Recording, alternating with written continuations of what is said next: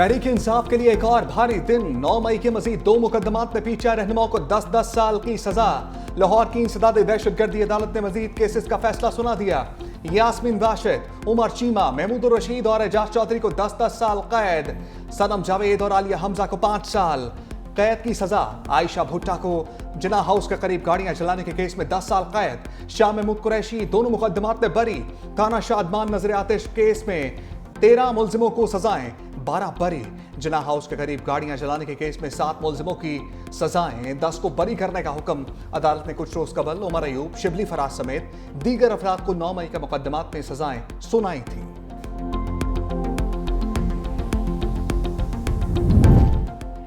तहरीक इंसाफ का फैसले को चैलेंज करने का ऐलान। पार्लियामेंट के बाहर मीडिया से गुफ्तगू में बैरिस्टर गौहर ने कहा, ना इंसाफी की छुरी चलती रही तो मुल्क मजीद तकसीम होगा। आज इंसाफ का कत्ल हुआ, सजाओं की मजम्मत करते हैं। 8 फरवरी को 180 नशिस्तों पर कामयाब हुए मगर मैंडेट छीना गया।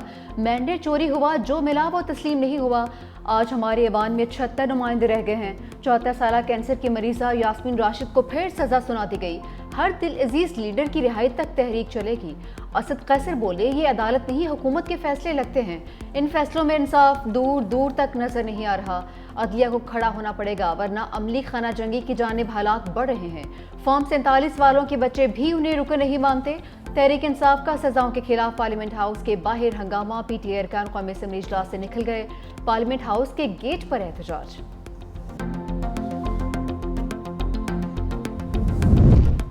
जरताज कुल सजा याफ्ता हैं, पहले सरेंडर करें। Chief justice Lahore high court का हुक्म। 9 मई के 3 मुकदमात में सजाओं के खिलाफ अपीलों पर समाअत। चीफ जस्टिस सालिया नीलम ने रिमार्क्स दिए, जब तक जरताज कुल सरेंडर नहीं करती अपील नहीं सुनेंगे। जरताज कुल पहले सरेंडर करें, फिर अदालत से रजू करें। रजिस्ट्रार ऑफिस का एतराज बरकरार रखते हुए जरताज कुल को पेश होने का हुक्म।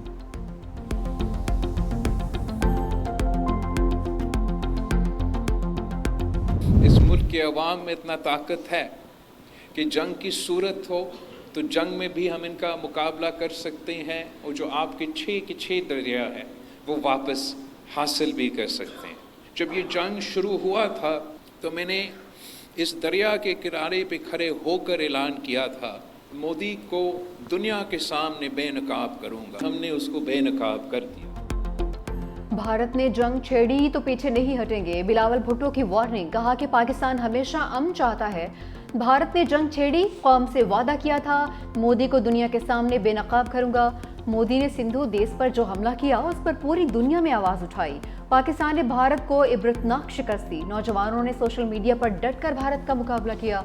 हम सबको एक होकर मोदी के मजलूम इरादों को बेनकाब करना है।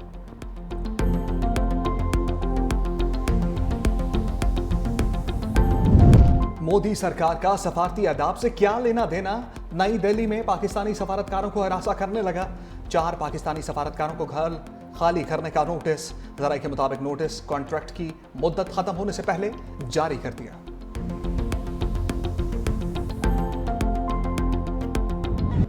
ऑस्ट्रेलिया का फलस्तीन को बाज़ाब्ता तस्लीम करने का ऐलान। वज़ीर-ए-आज़म एंथनी अल्बानीज़ कहते हैं, जनरल असम्बली में फलस्तीनी रियासत को तस्लीम करेंगे।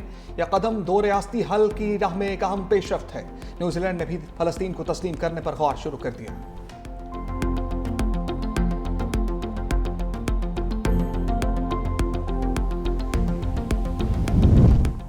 मरी में शरीफ खानदान की अहम बैठक। वज़ीर-ए-आज़म शहबाज शरीफ, नवाज शरीफ और वज़ीर आला पंजाब मरीम नवाज की शिरकत। मुल्की सियासी सूरत हाल, हुकूमती मामलात और पार्टी अमूर पर गुफ्तगू। राय के मुताबिक वज़ीर-ए-आज़म ने पार्टी कायद को बिलावल भुट्टो से मुलाकात बारे आगाह किया। नवाज शरीफ के अहम फैसलों में मुख्तलिफ सियासी क़यादत से हुकूमती और सियासी सतह पर राब्ते बढ़ाने और उन्हें ऑन बोर्ड लेने की हदायत।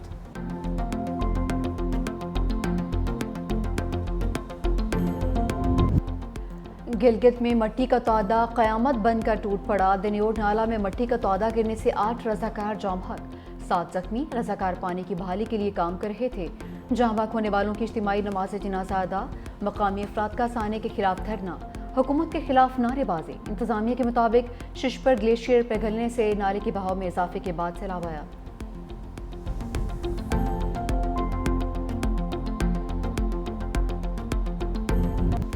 दरियाए सतलुज और मलहक्का नदी नालों में सैलाब का अलर्ट। आइंदा 72 घंटे में भारत की जानिब से पानी छोड़े जाने का इम्कान।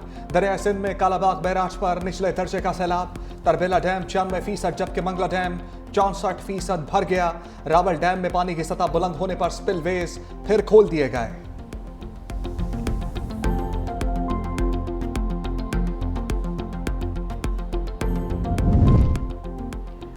कराची में डंपर हादसा, ड्राइवर का लाइसेंस 8 साल पहले का एक्सपायर्ड निकला। ड्राइवर की जुडिशल मजिस्ट्रेट वस्ती की अदालत में पेशी। तफ्तीशी ऑफिसर ने बताया कि मुलजिम के पास LTV लाइसेंस है जो 2016 में एक्सपायर हो चुका। मुलजिम से डंपर के मालिक के हवाले से मालूमात लेनी है। मुलजिम 2 रोज के जिस्मानी रिमांड पर पुलिस के हवाले। हादसे की तहकीकात के लिए 4 रुकनी तहकीकाती टीम तश्कील। गुज़िश्ता रोज डंपर की टक्कर से बहन भाई जाँ बहक और वालिद जख्मी हुआ था।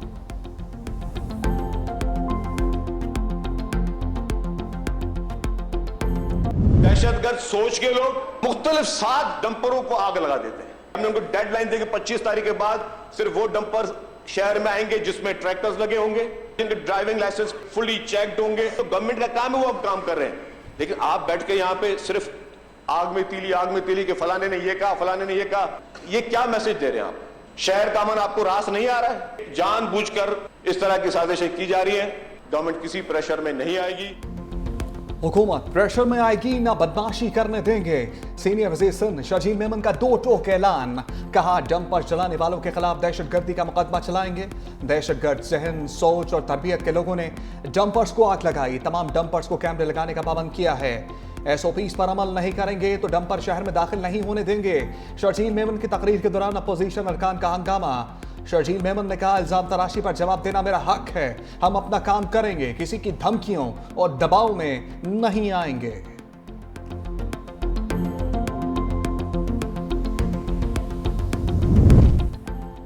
अली अमीन गंडापुर के बानी PTI की सेहत पर खदशात। वज़ीर आला KP दरख्वास्त लेकर इस्लामाबाद हाई कोर्ट पहुंच गए। मौक़िफ़ इख्तियार किया कि जेल में कैद के दौरान बानी PTI का वजन कम हो गया है, मुख्तलिफ बीमारियों में मुब्तला होने का खदशा है। शौकत खानम अस्पताल की TB टीम को माहाना तिबी मुआयना और ज़रूरी टेस्ट करने की इजाज़त दी जाए। माहाना तिबी मुआयने और टेस्ट रिपोर्ट्स को अदालत में जमा करवाने और बानी PTI की फैमिली को फराहम करने की भी इस्तदा।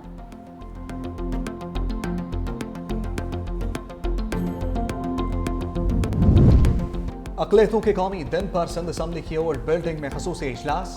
पाकिस्तान में अक़लियतों की जिद्दोजहद पर तहनीयती करारदाद इत्तफ़ाक़ राय से मंजूर।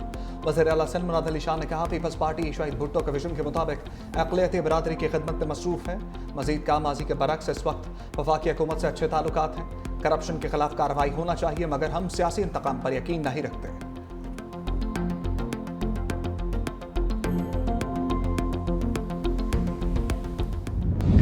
जब मैंने खरीदी थी तो उस वक्त उसकी जो मालियत थी आज वो उसके 3 गुना है, क्योंकि वो मेरी थी 12-13 साल पुरानी घड़ी मेरे हाथ में थी और मैं अपने बच्चों के साथ था, फैमिली के साथ। जो हमारे मेज़बान हैं इनकी भी घड़ी छिनी, मेरी भी छिन गई, लेकिन अल्लाह का शुक्र है जान है तो जहान है। ये चीज़ें तो आने जाने की होती हैं। यूसुफ रजा गिलानी के बेटे के लिए मुश्किल की घड़ी, चोर ने महंगी घड़ी छीन ली। MN अब्दुल कादिर गिलानी बार्सिलोना में कीमती घड़ी से महरूम। चोर घड़ी छीन कर रफू चक्कर हो गए। घड़ी की मालियत 56,000 यूरो थी, जो पाकिस्तानी करेंसी में 1 करोड़ 85 लाख रुपए बनते हैं।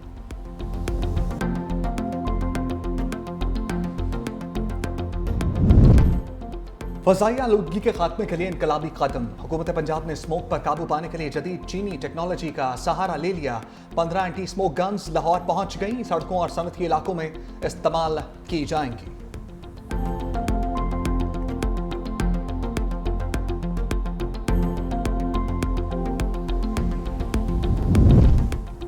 सूफी शायर हजरत शाह अब्दुल लतीफ़ भिटाई के उर्स का आखिरी रोज़ महकमा सकाफत सिंध की जानिब से शाह लतीफ़ अवार्ड तकरीब का इनेकाद।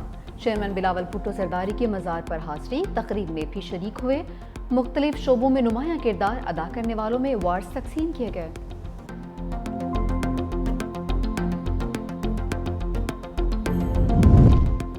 अमरीका में मुख्तलिफ रियासतों में बारिशों के बायस सैलाबी सूरत हाल। रियासत विस्कॉन्सिन में सड़कों पर कई फीट पानी जमा, गाड़ियां डूब गई, हज़ारों घर बिजली से महरूम। मेक्सिको सिटी में भी शदीद बारिशों के बाद सैलाबी कैफियत। खराब मौसम के बायस सदनिगाह मुतासिर सैकड़ों परवाजें भी मनसूख।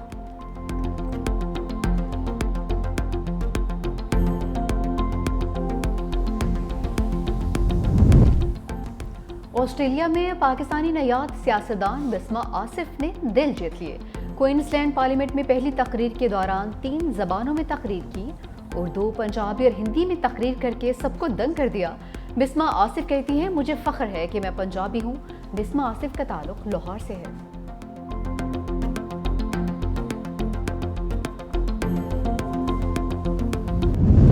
मैनचेस्टर केस में हम पेश। क्रिकेटर हैदर अली और खातून के दरमियान सेटलमेंट का इम्कान। पाकिस्तानी नजात खातून ने जल्द मामला तय होने के बाद क्रिकेटर की वतन वापसी की राह हमवार हो जाएगी। दराई के मुताबिक हैदर अली और खातून की दोस्ती पुरानी थी। अगर ये केस खत्म होता है तो हैदर अली को पीसीबी की इंजबाती कार्रवाई का सामना करना पड़ सकता है।